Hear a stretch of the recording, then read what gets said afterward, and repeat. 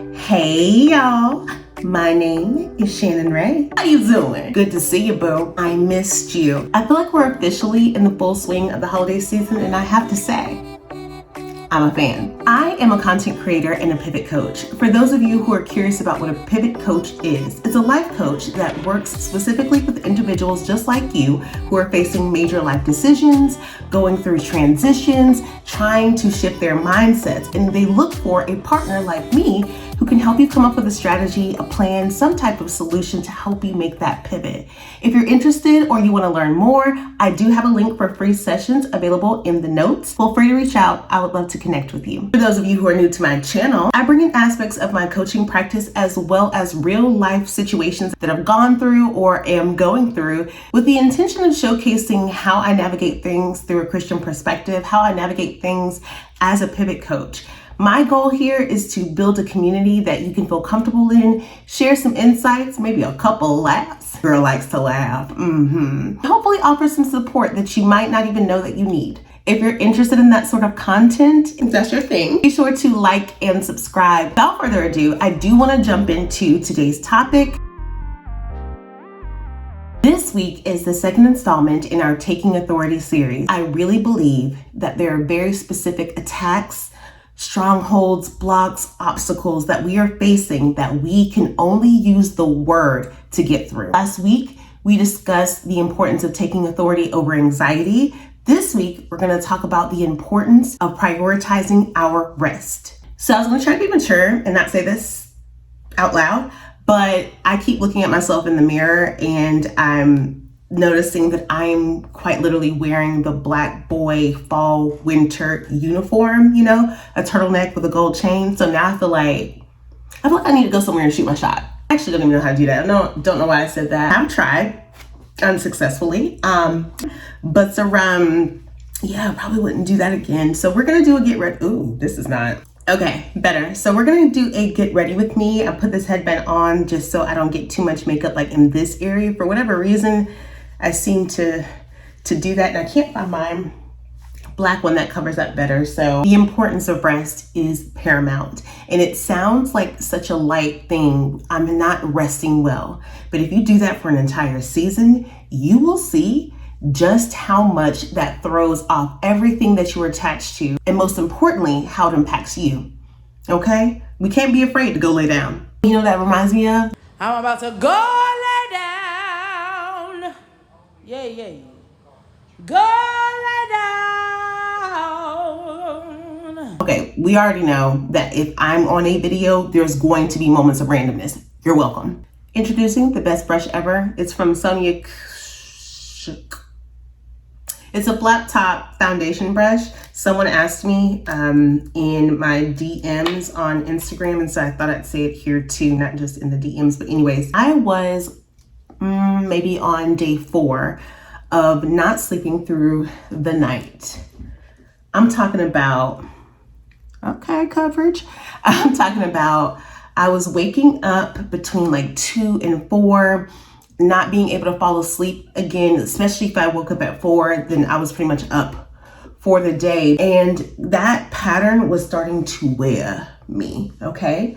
I was trying to catch naps during the day. The naps would be too long or not long enough because work is still happening, life is still happening. There are things that I'm working on in the background, partnerships, deals, all these different things that I'm trying to accomplish. And I couldn't figure out why I wasn't able to get my rest. It seems like every time I would try to lay down, I would either get a phone call, I would get a ping, some message, and I just couldn't get my rest. And then when the night finally came and it was time for me to just enjoy being in that space, I would either have trouble falling asleep or, like I said before, I couldn't stay asleep. I kind of went on like a TikTok deep dive, right? I started looking at, what can you do to, help yourself fall and stay asleep? So I started seeing the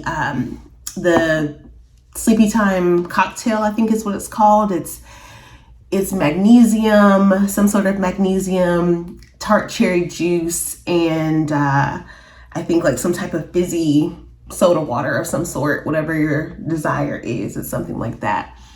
And I started making that drink. It did help me stay asleep longer, help me get a little bit of a deeper sleep. But like any other trick I was trying, any other thing that I was doing, it only would last for a certain amount of time. On the next video, I think things will be settled enough where I'll be able to tell you what the big thing was I was tossing over in my head. But I had come to a place where I really needed to be well rested in order to present myself well. I needed to be able to be really, really on point for a series of conversations that I was going to have that really were going to impact my future in a major, major way. I was getting a little frustrated. I was like, hey, capital J, my guy, absolute love of my life. What's going on? And why is it that I can't seem to get rest? I just needed that rest. I needed that rest. It was becoming frustrating. This is also the time that I was fighting through those migraines and I didn't know what to do.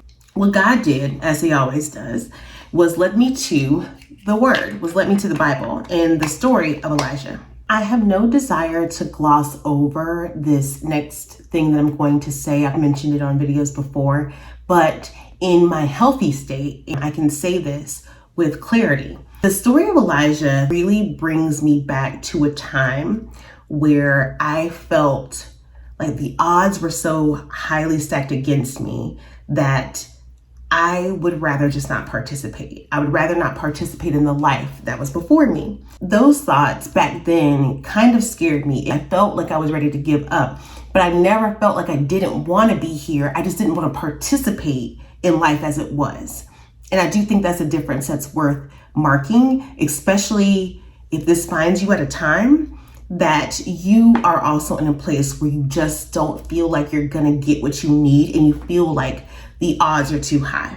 I remember there were moments where I would just lay down and be like, God, take this, take me if you need to, because I don't want to do this anymore. In those moments, I would find myself continuing to fall asleep. I remember once I went and I parked in front of this park that I used to like just go and journal and things like that. And I fell asleep in the car. And so when I was lying in bed years later, talking to God about being frustrated, about not being able to rest, he encouraged me to go back to the book and read the story of Elijah. You see, Elijah and I have a few things in common. One of the things that we have in common are this zealous nature to try to share goodness with other people. I start talking about the Bible and this type of topic, and I kind of forget that I'm supposed to be doing a get ready with me at the same time. But so at this point in Elijah's story, right, he has been commanded by God to go to the northern part of Israel, the northern region of Israel, right? And at this time, Israel is no longer worshiping Yahweh, as they called him then, the one and only God. Instead, they are worshiping Baal. This was during the reign of King Ahab. King Ahab was married to Jezebel. Jezebel was actually the one who brought over her god, Baal. So we already know. We already know. Mistakes. And Elijah comes and he's trying to let the people know, God sees this. There's going to be a wrath. He really wants you to turn back. You are worshiping a false god. King Ahab is like, prove it to me. I'm going to have my people come. Okay, and you and your God can do a little duel. So they're going back and forth, right? They're having this contest, and it comes down to the end where Elijah proves that Yahweh, Jesus, God is the one true God. The priests who believe in Baal were slain. Jezebel was so upset about it that she went and declared that she was going to kill Elijah and she was going to kill the other prophets and those who believed in Jesus. She was ready for blood because her priest was slain. She wanted to get him back. And I think deep down she knew, okay, who really served who. It made Elijah go on the run. Here he was. He had just accomplished this amazing task of showing the people how God really was almighty, all powerful, all knowing. But now he was seeing his brothers and sisters in Christ getting slain, and he felt so alone. So he went on the run. Elijah is scared. He came and he tried to warn the people about a plague. He came and tried to tell people to turn back to the true God. And instead, what he received was a threat against his life. So he's on the run. He's tired. He lays down and he cries out to God, listen. sin. I am alone in this. I don't want to do this anymore. Take me, God. It's not a desire to leave this earth. It's a desire to leave the life that we're living at the moment, to leave the pressure, to leave the hurt or depression or all of the feelings that are heavy. I went and read that story again as if I'd never seen it or heard it before, and it hit me differently. He truly wasn't alone. God really was there with him the entire time. And instead of it being a moment, right, when he's crying out and he's asking God to take him, instead of it being a moment where God is demanding, where is your faith? God sends him an angel and tells him to rest. Because the truth was, God wasn't going to bring him out of what he was going through immediately. The truth was, there was still so much journey left. Reasons why I found that I was struggling to get my rest is because of these few areas. Control. We're afraid to put something down because we want to be in control of the outcomes. We want to see wins. We want to see success. We want to make sure things are going to be okay. And we only trust ourselves to do it. And so being in that position of needing that type of control, needing to know what the outcomes are going to be, needing to be the one to manipulate how it looks is putting us in a place where we don't have the chance to rest, not even resting in God. Resting in God is what we need in order to make sure we get the outcomes that we want to see. We have no say in when it's going to happen and how it's going to happen. And trust me, I feel your frustration. But in any time that I have ever decided to be the one to go and try to do it for myself, not only have I regretted it, I have been in a position where I felt like I was going to have to backtrack or fix my mistakes instead of just waiting on God, instead of just resting in his word, instead of resting in his promise. Another reason we are feeling these attacks against our rest is because we are avoiding what we actually need. We might need to mourn, we might need to cry, but if we stop for a second, if we put things down for just a minute, how do we know that we're going to be able to get up again? You just get to this next meeting. If you get through this next phase, then you can rest. No, there's always going to be something else that needs your attention. There's always going to be something else that requires your focus. But if you don't prioritize rest, you're never going to get what it is you actually need. You are avoiding yourself. You are avoiding the situation. What is happening on this side? Whoa. I fixed it. If I had to take a guess, I would say that collectively as a body, we are in a season where those old things don't work. Those old tricks, those old habits, they are not working. That is causing us to worry in a way that we never have before. We don't know what the outcome is being. We've never been here. We're in something brand new and we don't know how to navigate these things. We are throwing everything up against the wall and nothing is moving the needle, not in the way that we want it to, not in the time that we want it to. And it is causing us to just cripple with this worry. If you are sick with worry, the word is quite literally the only thing that you can guarantee will not change and will help you see it through. I promise you, if you are ever looking for yourself, for a reflection of your experience, even if it isn't exact, you can find it in the Bible. We talked about the story of Elijah, but we can also talk about Moses, right? We remember Moses. Moses is the one who led the people out of Egypt and performed many miracles through God along the way. But there's this exchange that he has where God is talking to him and he says, I know your name. You have found favor in me. Moses is responding back and he's like, okay, you want me to lead these people. You say that I have favor in you, but you haven't told me who you're going to send with me. You haven't told me how to do this. Please teach me your ways so that I know what you want me to do, so that I know how to maintain this favor with you. God simply says, my presence will be with you and I will give you rest. When we rest, we are able to hear from God. When we rest, we are able to pour out more. When we rest, we are able to sustain ourselves along the journey. When we rest, we are able to be sustained along this journey. There is always an end point in our minds of what we are trying to accomplish, but God doesn't work like that. There are moments along the way that He wants to make sure that we're impacting others, that we're getting what we need from here. But you have to be in tune. You have to be rested so that He can use you. You also have to be rested so that He can give you all of the things that you need.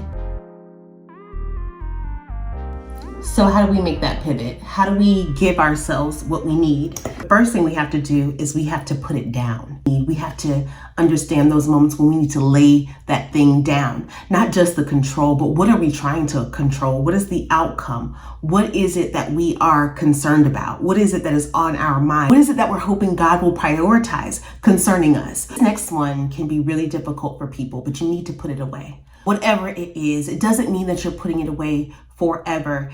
Different seasons require different things, and you can't always be who you've always been. Maybe you were able to run the gamut with this business, but you need to put this part down because in this season, you need to focus on your family. You can't do everything in every season. You can't be the one who travels all the time for work anymore. You can't be the one who is helping every single person on your team anymore. You can't be the one who is the emotional trash can for everything that your family has going on. You can't always be that in every season because this season you need to pour into yourselves. Understand when you need to put it away, the cape, whatever it is that you need to put away so that you can focus on the thing that really requires your attention in this season. You have to do that or else you will never get good rest. And good rest is what we need in order to make it through the journey in its entirety.